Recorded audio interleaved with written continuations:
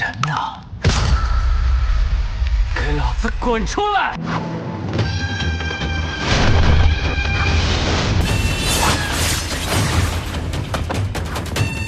你的剑法不错啊，比那颗毛蛋强很多，但也仅仅是不错而已。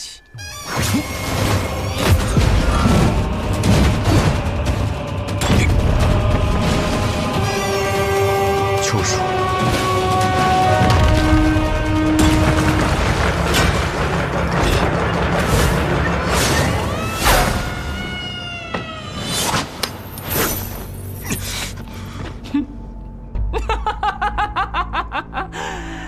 苏晋惠，你终于肯出来与我一战了。当年你们3个狗东西合力才勉强赢过我，如今只有你一个人，你害怕吗？拔剑40年，杀鬼战神，不知何为害怕。不错，倒是很多年没看到老爷子亲自动手。这场戏看得可算过瘾。有几分意思啊。畅和，戏的终曲你希望是什么？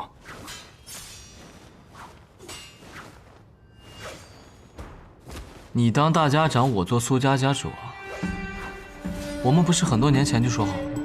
好，那我俩现在联手，一起对付他。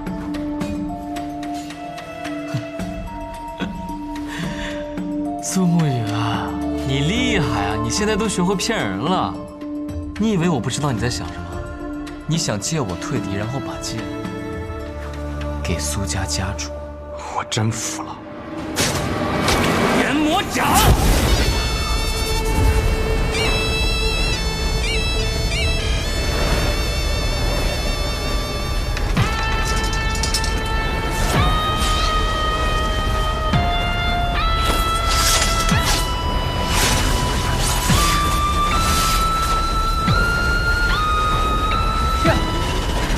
原来还有高手啊！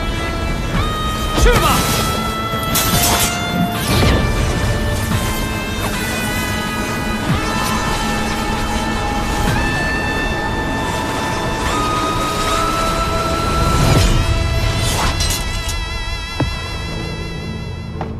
这老家伙的剑法还真是老道，难怪木子哲会把这差事交给我。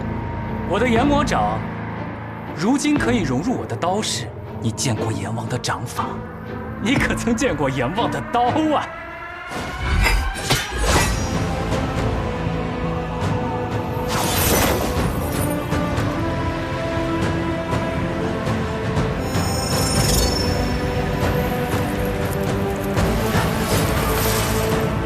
双寒剑气，有点意思。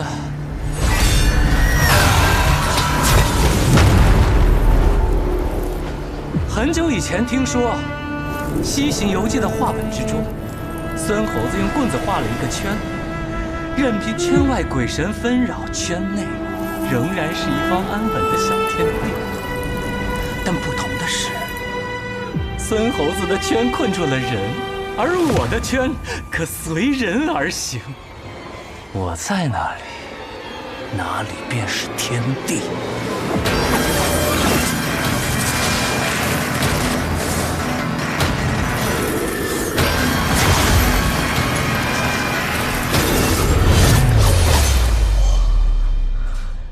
这下可精彩了！要参战吗，沐雨？此刻我若是出手帮助苏家主，才战胜了穆子林，他就算拔出了灭亡剑，日后也无法震慑三江。相反，若是苏家主赢了，那至少穆家就绝对不敢造次了。行，那我们一起下个注吧。你猜谁能赢？家主打算尽全力了。穆子林练了炎魔掌，根基也不会太深，时间久了必败无疑。你错了，你如果看过那本秘籍，你就不会这么天真了。那疯子一样的武功，哪分什么根基深不深？你看过？没有，我猜的。研磨者，一境一层楼，8层见天地。到了第9层，便是天地。我要入第9层了。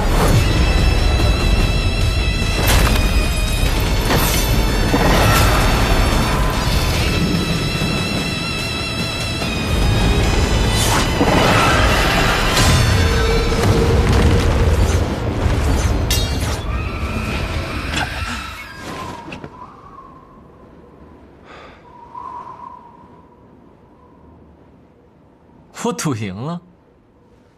哎呦，宋云，你老实待着，别出去。穆司令，先夺取明龙剑，从长计。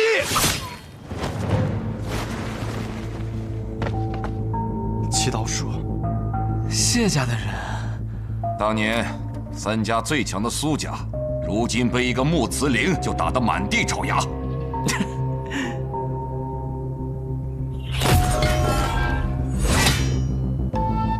这绵龙剑我拿到了，这大家长能不能我来当啊？还太早了吧？能从这里带走，才算你的。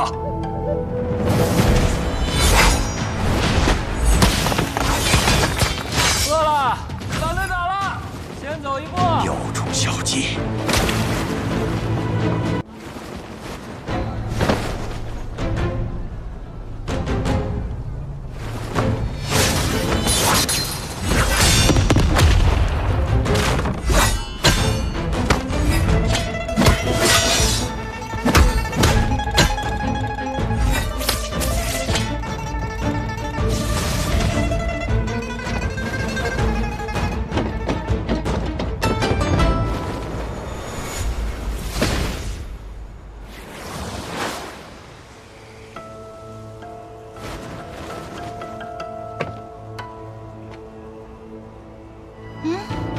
绵龙剑是我的了，不过一柄剑吧，值得这么多人去抢吗？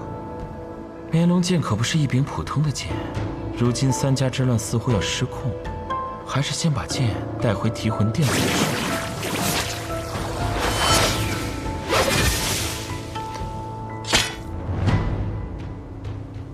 又是谁在装神弄鬼？这柄绵龙剑有问题，倒是我小看慕名策。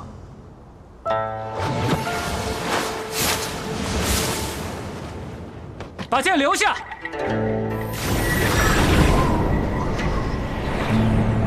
苏庆辉的双寒剑气，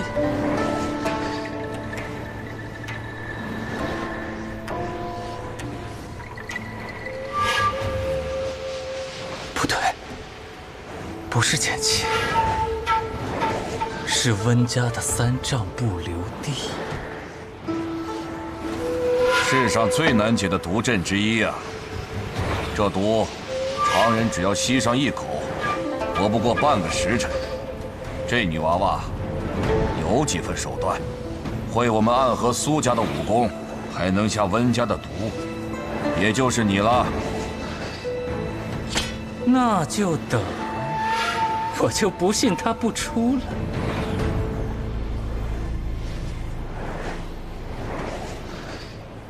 姑娘，你这3丈不留地，维持不了多久的。把剑丢出来，我保你不死。你说维持不了多久就维持不了多久吗？用完这一次，我还有一次。今天这一天，我都让你们无法到达我这阵法之内。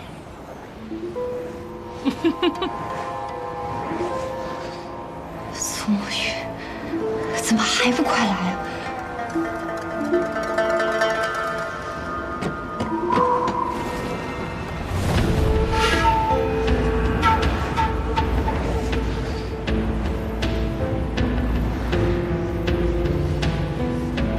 姑娘的话是假的，你这毒物已经开始散去了。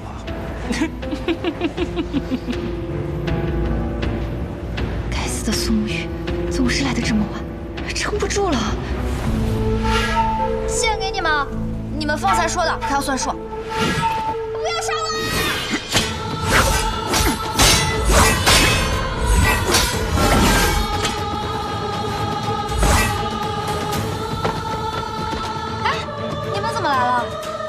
陈龙，你带剑走，我来殿后。好。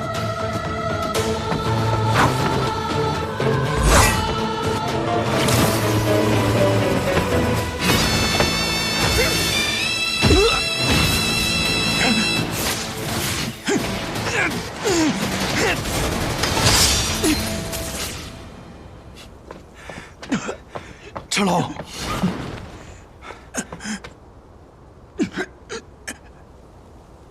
刀，面龙剑，我帮你护住。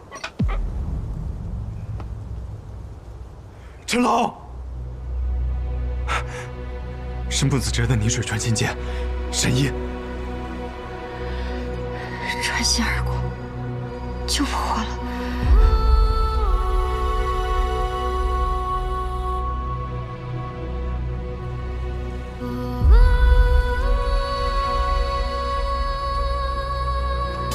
绿叶，你没得事吧？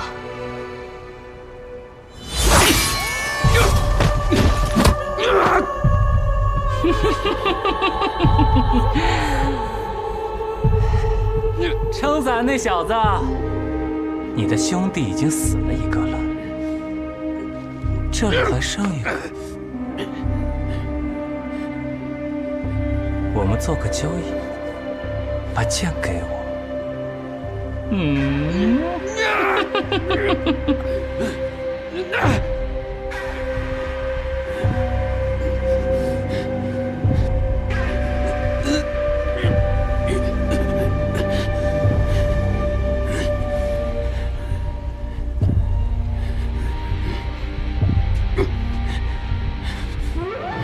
你想要这柄剑？把剑给我，你可以继续追这柄剑，不过至少要1个时辰之后，因为到时候就是你和木子哲之间的事情了。与我无关。头，不必理会他。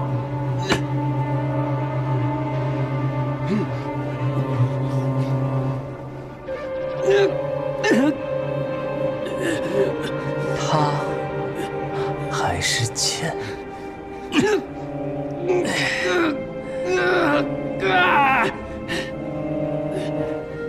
你只有1瞬息的时间考虑。好，我给你。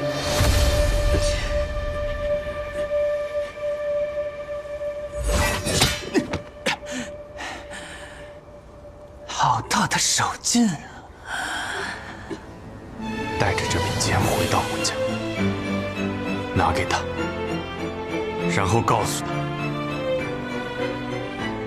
我苏沐雨发誓，不管木子哲身份如何，不管木子哲走到何处，不管我需要耗费多久，我一定会杀了他。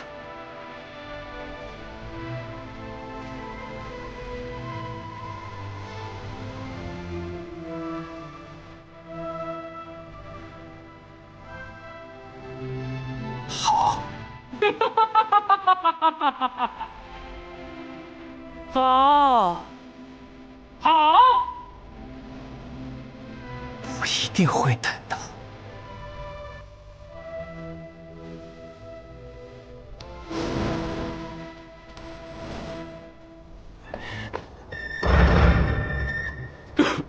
萤火，头，我们没顾好剑。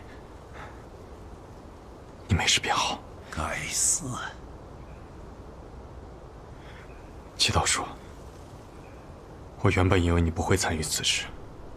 去问你那该死的兄弟吧。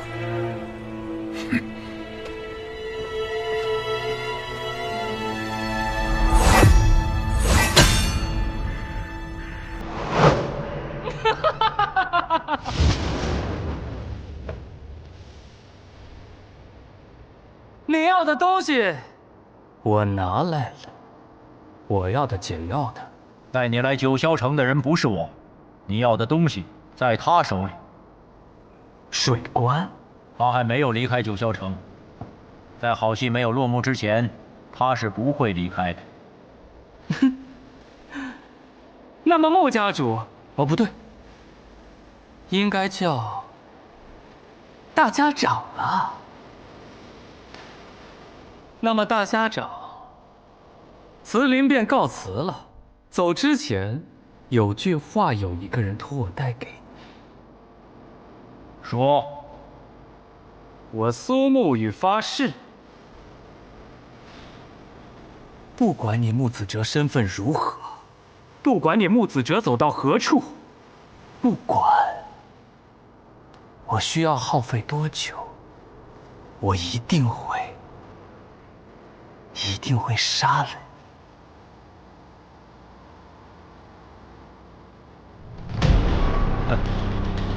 苏沐雨，他好大的口气。首先，他要活过今日才行。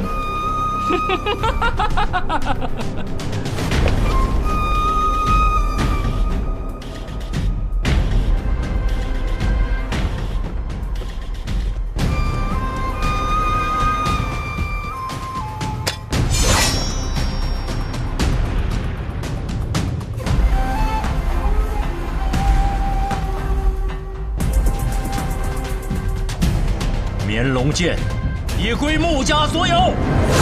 恭喜家主，贺喜家主，恭喜大家长，贺喜大家长。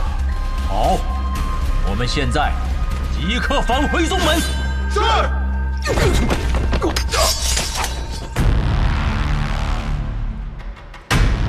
一个人都别想从这里出去。谢七刀，你居然来了！你们似乎都觉得我不该来，但我就是来了。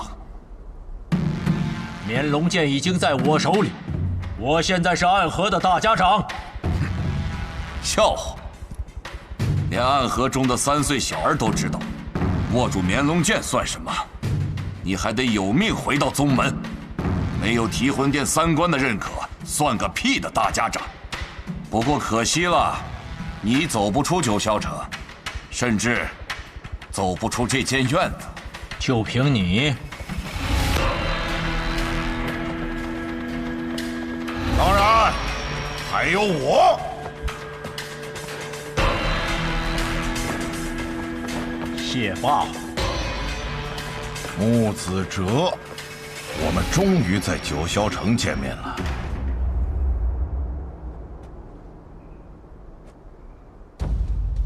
师兄，辛苦了。我的这个位置本来应该是你的，等我今日取走绵龙剑，当上大家长，那么你就是谢家下一任家主。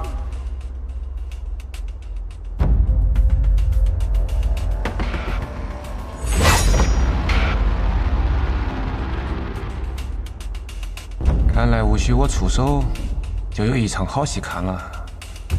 谢家长刀56柄，委向穆家家主取一把剑。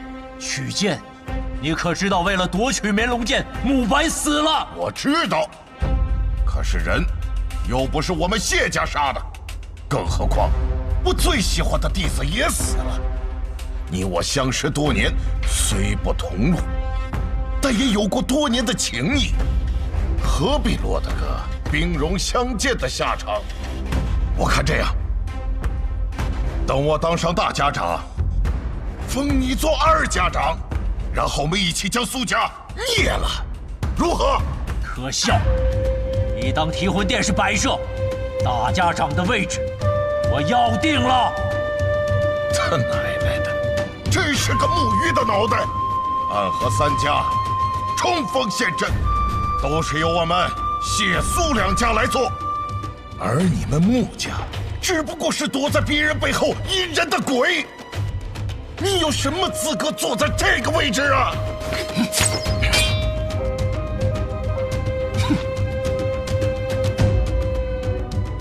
我再问你一次，你是决定要打了？废话。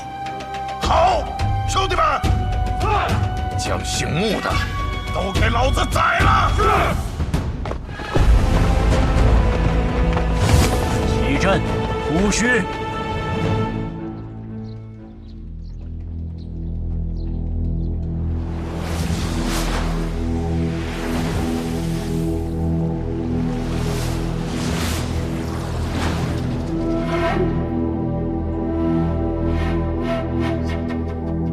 来的居然是你！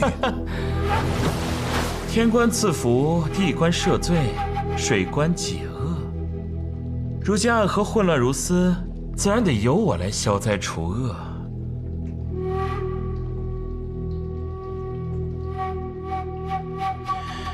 那柄真正的绵龙剑在你这里，连带着暗河的秘密，始终被你牢牢掌握在手中。刺杀唐二老爷的任务是谁给的？自然是你知道的那位。所以如今这一切也在他的意料之中。哼，他又不是圣人，怎算得了这么多？不过他也同样期待这件事后，暗河将会变成一个怎么样的新的暗河。哼，不过不管怎么样的暗河，都不该有我。不愧是大家长。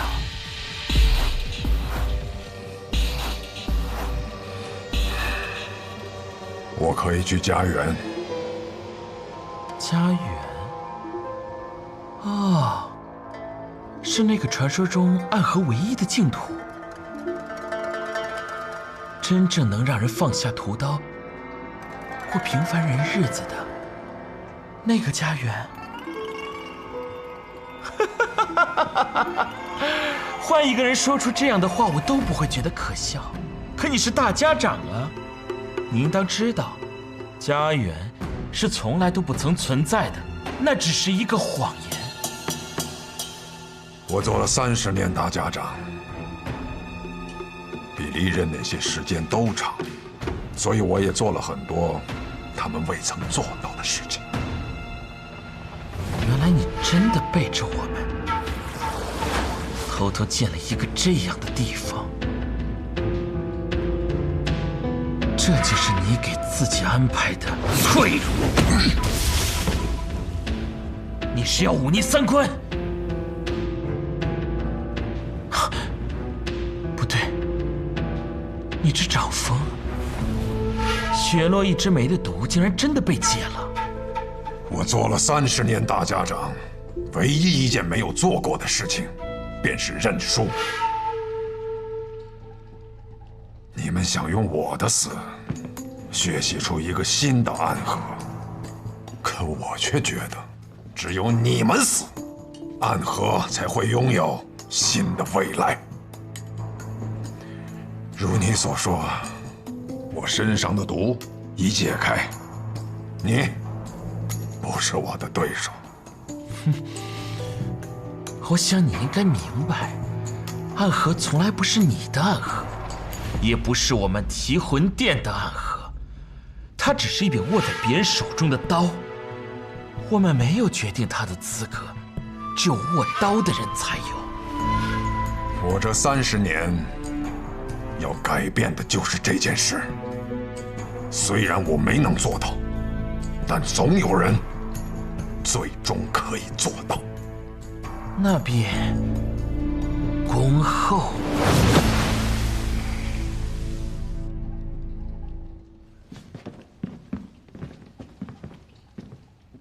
大家长，绵龙剑。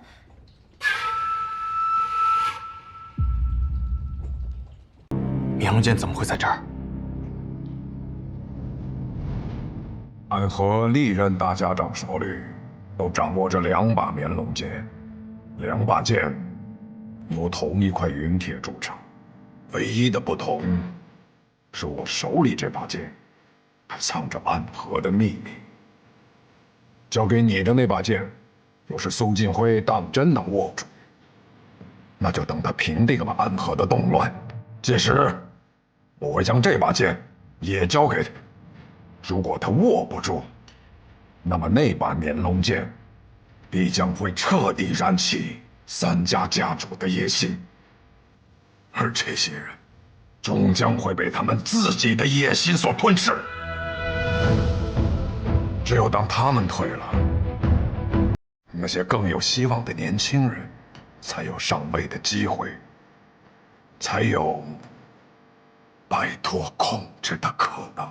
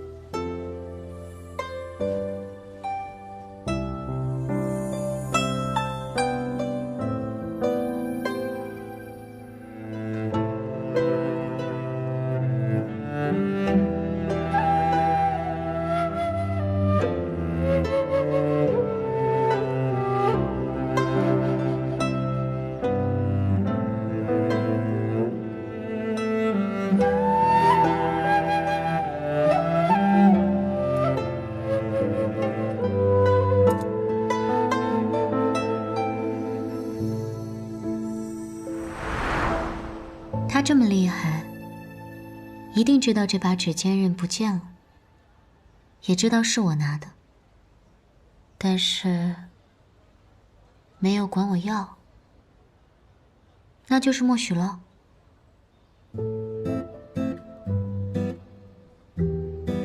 那这算不算定情信物？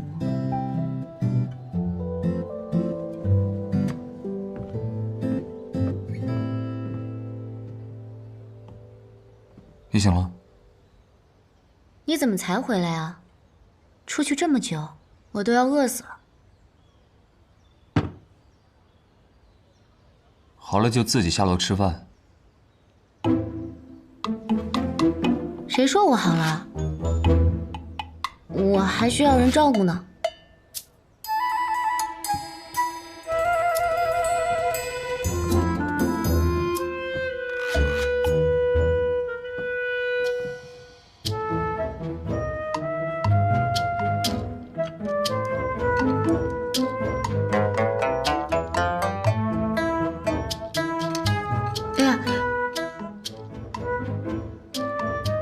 我这身子还没完全恢复，要不你喂我吧。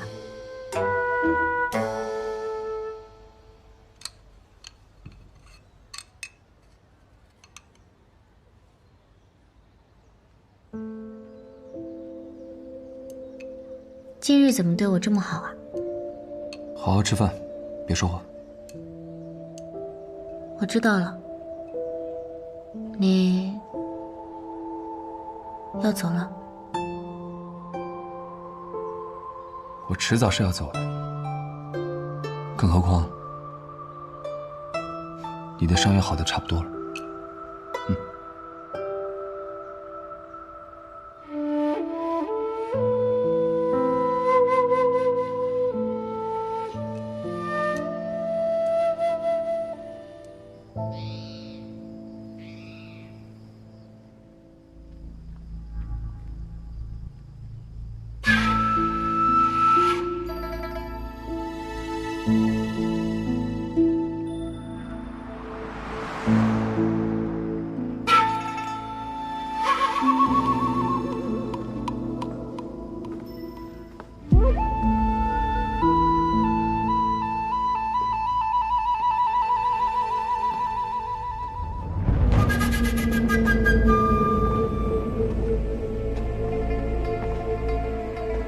你来了，老爷子知道我要来。你很像我年轻的时候。老爷子年轻的时候，就这么不是个东西了吗？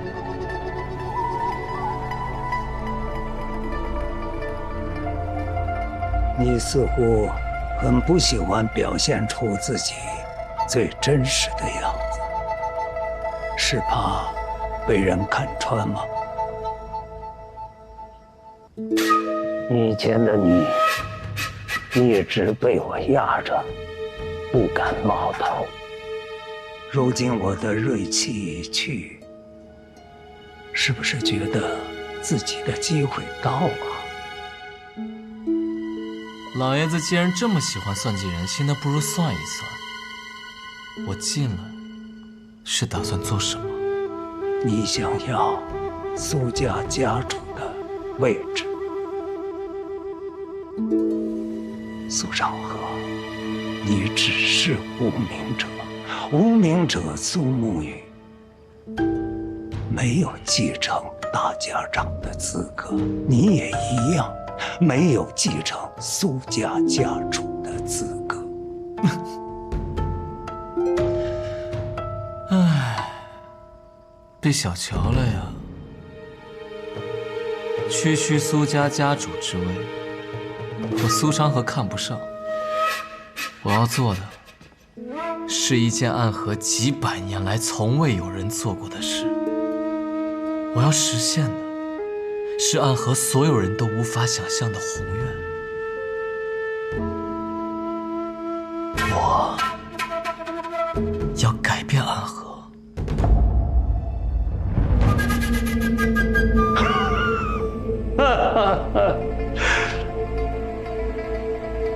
好，长河，你的寸之剑的确厉害，但想胜过我并不容易。我的剑虽然断了，但我依然是苏景辉。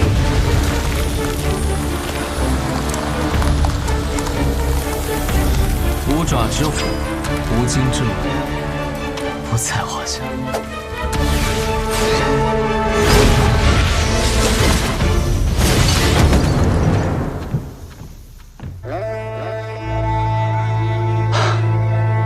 好身手！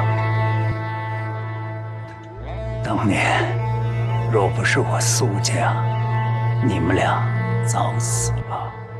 鬼窟渊是沐雨背着我爬出来的，大家长那一剑是他自己接的。我们毫无选择地进入了暗河，但我们会自己踏入彼岸，而你是旧时代的义务。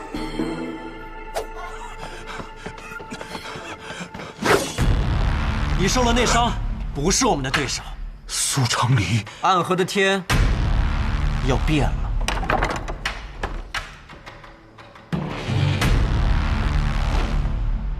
邱叔是不是在想，如果出来的是老爷子就好？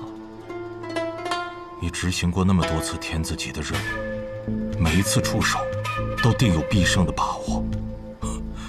想必你等这一刻也已经等了很久了，而这一次的结果也定和往常一样。邱叔还真是了解我，真是令人感动。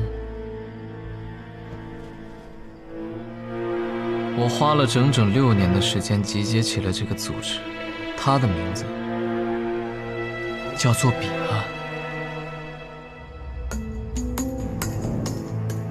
彼岸？你想改变暗河？没错，跨过暗河便能到达彼岸。彼岸之处不再有黑暗，而是光明。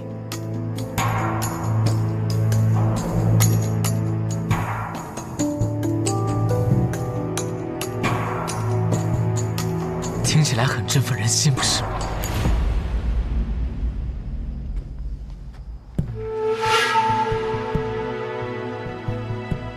邱叔是本家族人，从出生开始便当做一个刺客来培养。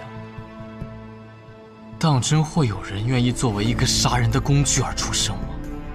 为什么世人能沐浴阳光，而我们三家的族人却只能居于黑暗？难道你真的没有想过要改变这些吗？我自幼被迫学习杀人技法之时，自然想过这些问题。可这么多年过去了，你我的双手早已沾满了鲜血，又有何脸面去谈改变这些？是啊，所以我虽然觉得你是我的同道中人，却没有将这戒指送给你，是因为我觉得你虽有觉悟，但你早就已经丧失了勇气。而我们不一样，我们还年轻，就像那小说话本里说的，我们正当年。我们离那个热血沸腾的年纪还不算远。我们还记得未曾远去的少年之心、少年之志。既然我们胸腔当中还有少年之心在跳动，那便不惧、不缓、不服。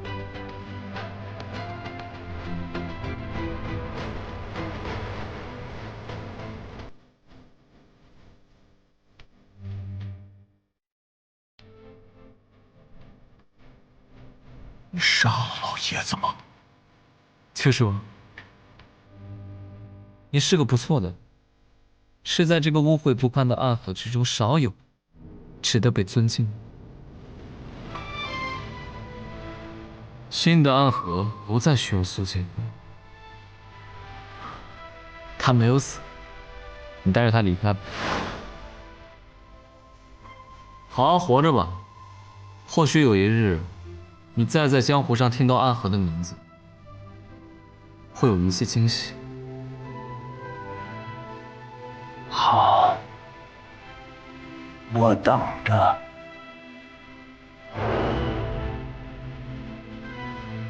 再见了，秋叔。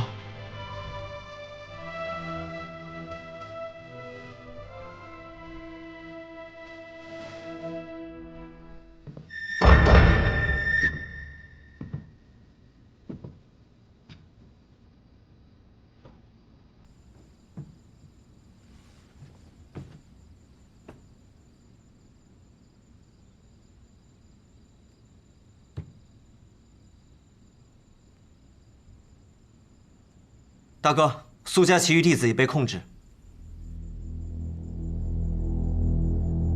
为什么不杀了他？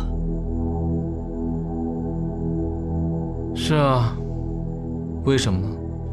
我们接下来有什么计划？是去穆家那里，择机出手。苏沐雨去哪儿了？宇哥回了朱巢。那我们就去朱巢。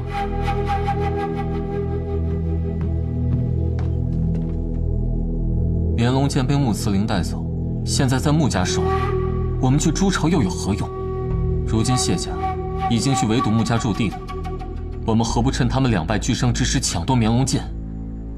必安成立那天起，我们便在为今天做准备。你身为我们的首领，不应当这个时候徇私，去保护你兄弟的命。你说什么？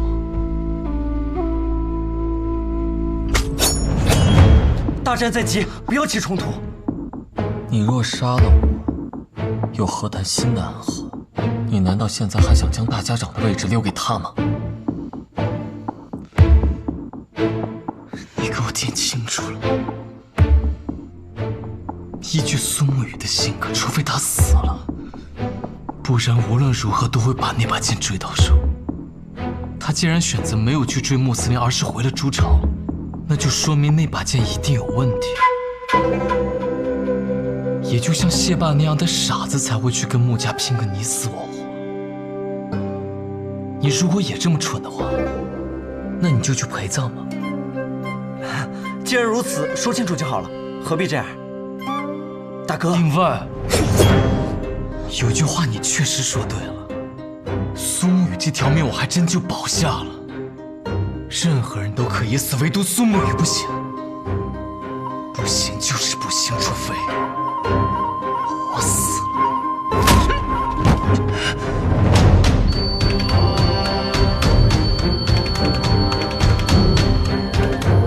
你们在朱巢门口等我。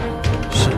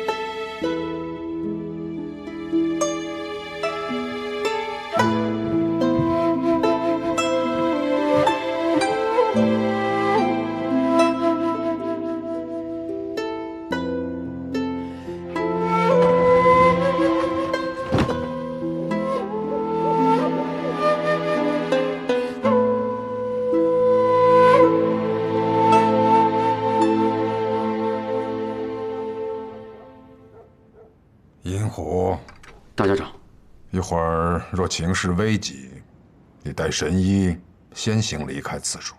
是。大家长，你是觉得苏沐雨解决不了外面那些人吗？苏沐雨一人一剑，天下无人能拦得住。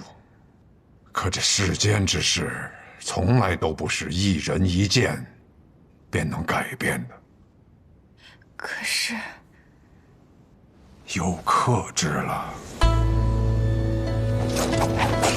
他是谁？唐门唐连月。终于见到你了，暗河大家长。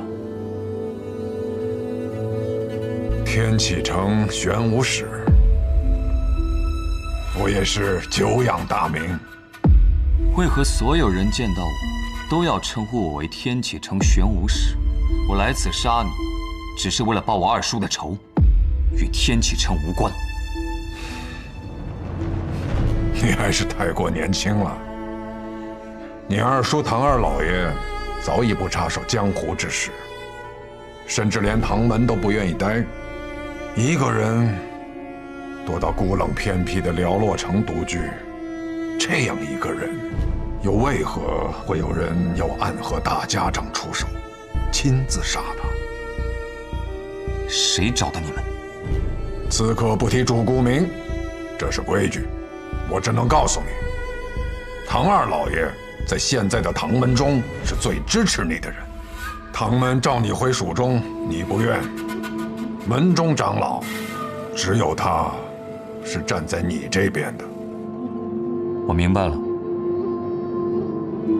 多谢大家长提点，但我还是要杀了你，为他报仇。那就恭请玄武使来取我性命。大家长，您现在的身体不能出手。若是暗河中人来此，也便罢了。可眼前这位只是我慕名册的仇家，我便只有应战。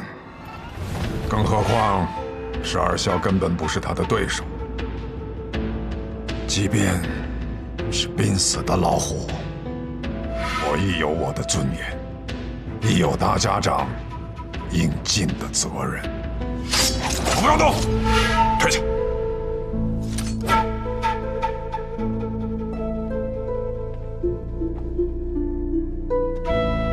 让我看一看你的腕术。废话。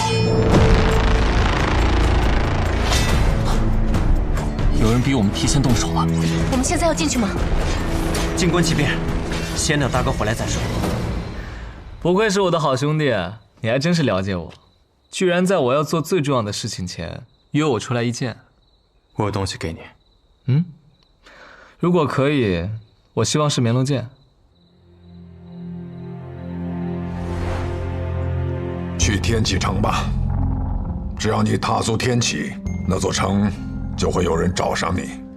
以你的本事，你可以越过这些人，找到你秘密的所在，将这里的钥匙交给守护你秘密的人，他会为你和苏昌河打开属于你们两个的盒子。从此之后，你们俩的名字便会在暗河之中永远抹去。还有，你一直想知道的无间城覆灭的秘密，也在其中。这真的是你想要的吗？离开暗河，拥有真正的自由。你如此拼命地保护大家长，就是为了这2把钥匙。如今3家之乱已经不可调和，我们可以趁势解散暗河，这样我们不仅能够得到自由，所有人都能有一个选择的机会。原来这才是你的计划。你利用3家的争斗，削弱权力争夺者的力量，最终带着和你有一样想法的人离开暗河。哼，苏沐雨，你倒是比我想象的聪明。不过，我也有一样礼物要送给你。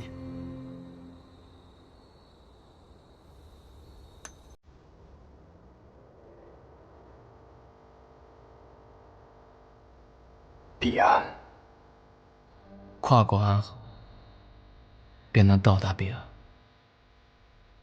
彼岸之处，不应是长夜，而应有光明。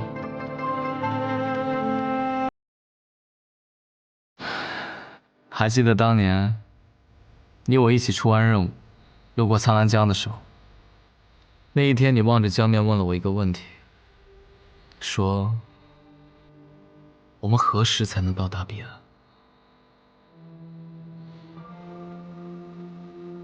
而我此刻想要告诉你，就在今年。可这一夜，会是暗河的血之夜，鲜血才是改变的开始。苏沐雨，你太良善了。每个人都有自己做事的底线，而你的底线比我的上限还高，真是令人懊恼。我真是懊恼了很多年。你要还是要拦着我，那不如我们打一架吧，谁赢了便听谁的。你赢了，我随你解散暗河；我赢了，你跟我迈向彼岸。成河，没有人比我更了解你。可以带领暗河走向光明，可你的野心也会让很多人步入深渊。而且暗河并非你想象的这么简单，在大家长和提魂殿的背后，还有一股更强大的势力。更强大的势力？是。就算你我二人成为了大家长和苏家家主，也无法成为握剑之人，因为就算是大家长，也不过是别人手中的一柄剑。既然我们能够建立新的暗河，那这暗河便属于我们兄弟二人。历史背后的手，还有那些执迷不悟的家主，终究会被我们斩于马下。苏沐雨，你什么时候变得这么胆小了？对抗他们会死很多人，付出很多代价。我希望他们都能够好好的活下去。如你所言，我是一个有野心的人，不像你，就想做闲云野鹤。苏沐雨，我们始终都是两条路上的人。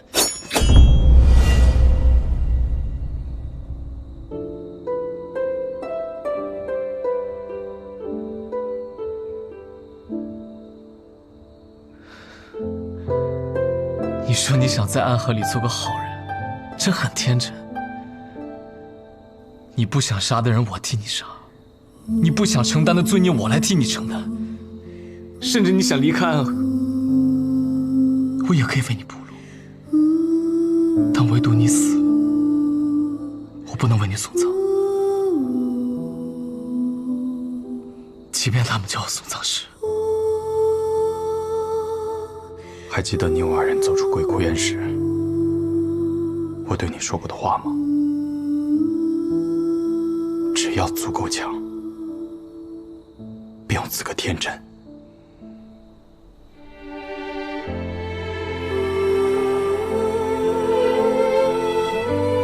现在的我，又何尝不是另一种天真？雪月剑仙，你觉得如何？李城主，许久未见了，苏沐雨。我师弟说，暗河大家长之位的易主会影响江湖，所以让我来九霄城看看。他说，你当大家长，才是最好的结局。等我杀了穆明策，夺取绵龙剑，一统三家，他不想当也得当。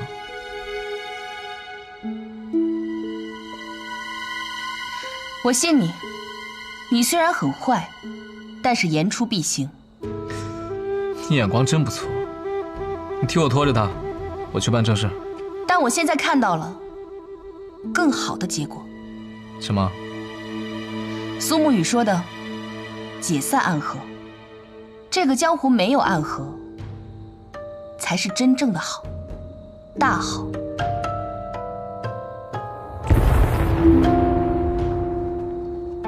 是朱超，长河，你的人动手了。我不在，他们怎么敢动？是唐连月，他有属于自己的仇要报。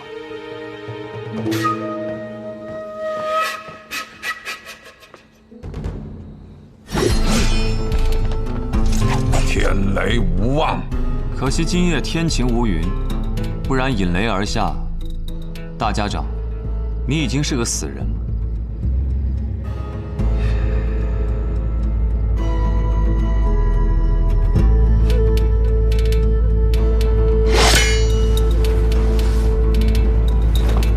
大家长，宝剑锋从磨砺出，梅花香自苦寒来。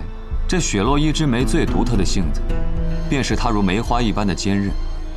即便解了毒，在短时间内动用真气，它便会卷土重来。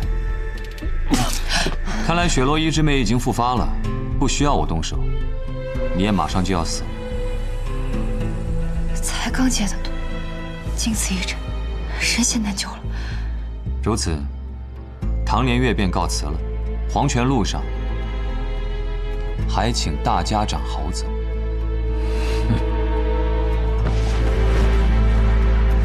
大家长，我们需要立刻闭起行阵。不必了，我已经感觉到我的大限将至，即便是神仙，也不可能逆转生死。沈燕，可还有别的办法？刚解的毒，本不应该妄动真气，便可多活几年。但方才，神医也不必自责，我本就罪孽深重，即便是到了地府面见阎罗，他也会觉得我是个无药可救之人吧。大家长，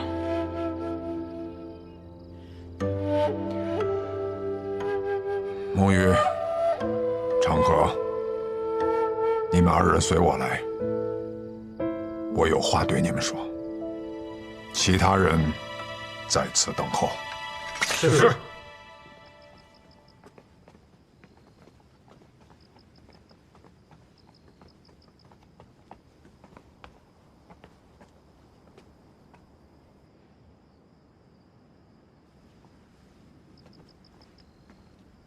沐雨，我一直认为你之所以不顾一切的保护我，是因为那生死瞳的原因。什么生死瞳？无妨，已经解了。我曾经一直觉得自己是一个被天下所抛弃的人，可是直到那一天，我知道你早已解了生死瞳，我才明白，是我小看你了，也小看了我自己。这些年我常伴大家长左右，我认为大家长是值得守护的人。好，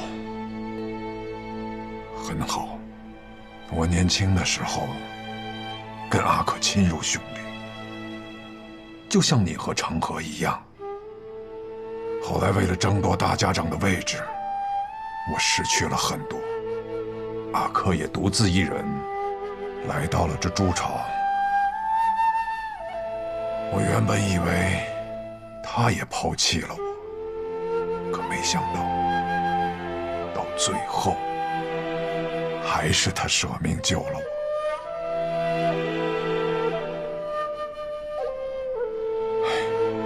只可惜，有些事情是不会改变的，永远都不会。沐雨，其实你也有你自己的计划吧？你最终的目的是解散暗河，对吗？是。我若独自一人离开，诸隐之人也都无法善终。我不希望他们整日活在杀戮之中。只有解散暗河，他们才能获得真正的自由，像常人一样行走在阳光之下。若暗河如雨崩般散去，即便那些人势力再过强大，也都无济于事。你呢，长河？你是想执掌暗河，改变暗河，对吗？我想改变的东西很多，但这只是一个开始。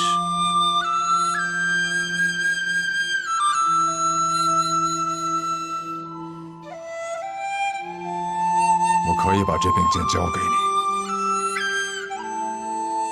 虽然我更想把它交给沐雨。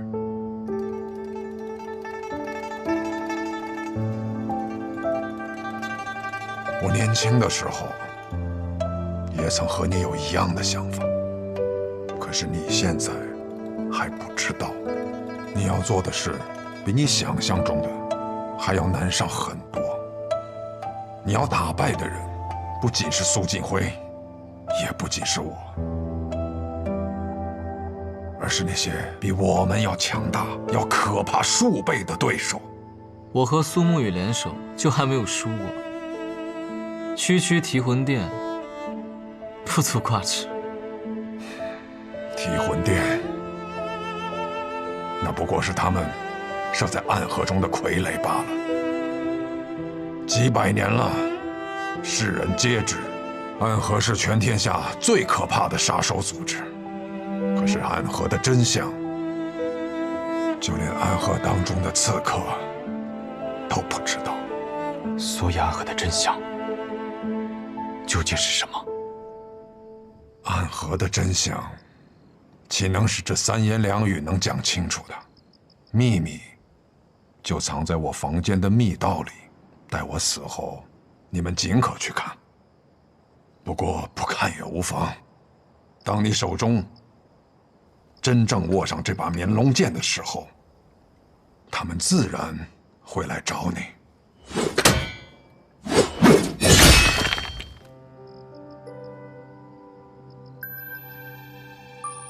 剑便交由你二人了。大家长，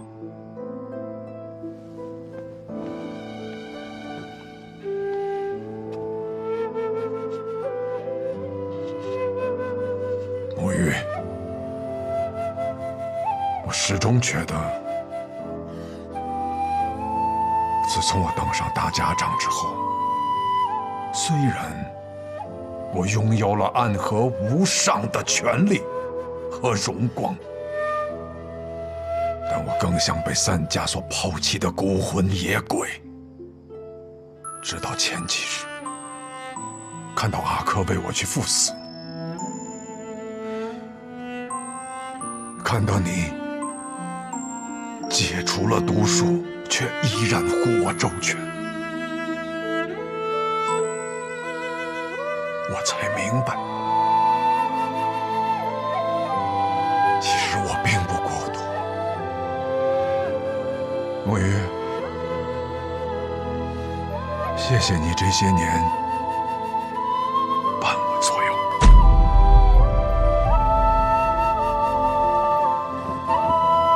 当年若没有大家长，我们兄弟二人走不出鬼窟院。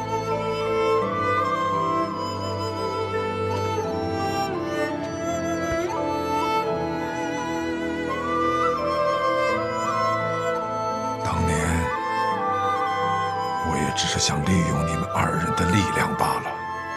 大家长的目的和我们的结局，还有最后的选择，这都是不一样的事情。我学艺于暗河，学做人于我父亲。父亲教我的，便是情义第一。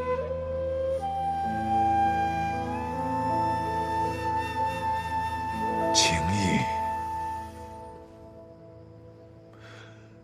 我年轻的时候，也想创立一个不一样的暗河。可是后来却发现，我渐渐变成了和他们一样的人。而你，苏沐雨，你是一个永远不会改变的人。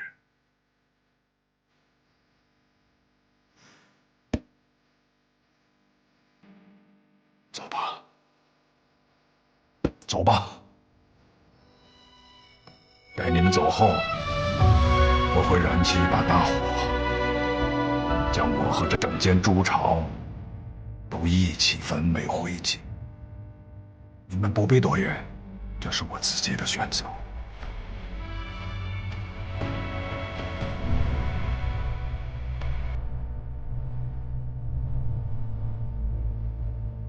愿大家长可登极乐。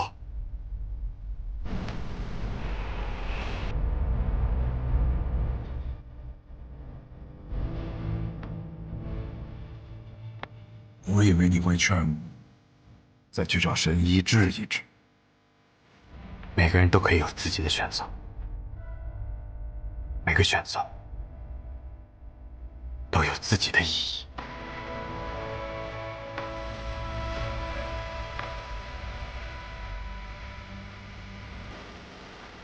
必将跌落地狱，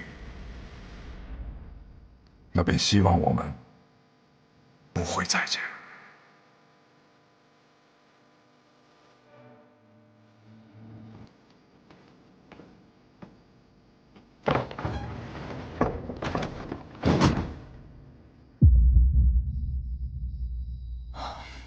怎么都这么久了还没有动静？老大该不会……有人过去了。大哥说了，等他消息。那么不管发生什么，我们都不可以妄动。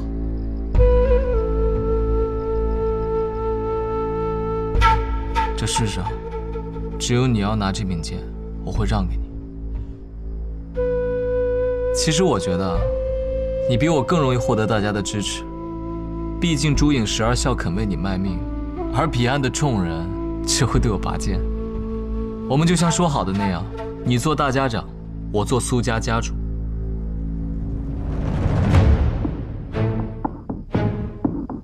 果然，就算我让给你，你也不会拿。你无时无刻不想离开这个地方，从此和暗河没有半点关系。那你又为何一定要留下来？因为不是每个人都像你一样无欲无求。有的人想做英雄，有的人想做侠客，有的人想家财万贯，有的人想名震天下。暗河其实很强大，我们聚在一起的时候，能实现和改变很多东西。我有野心，而他们亦有所求。与其浪迹天涯，不如握紧手中的剑，和那些想要主宰我们命运的人抗争到底。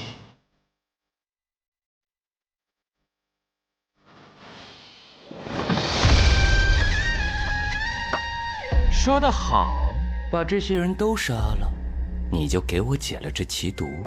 对，他们便是苏家这一代最强的2个人，苏沐雨以及苏昌河。提魂殿，水关。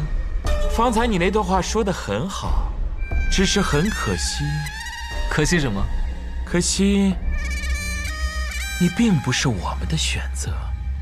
你放心，我不会出手。作为三观，我仍然想以旁观者的姿态看这一切。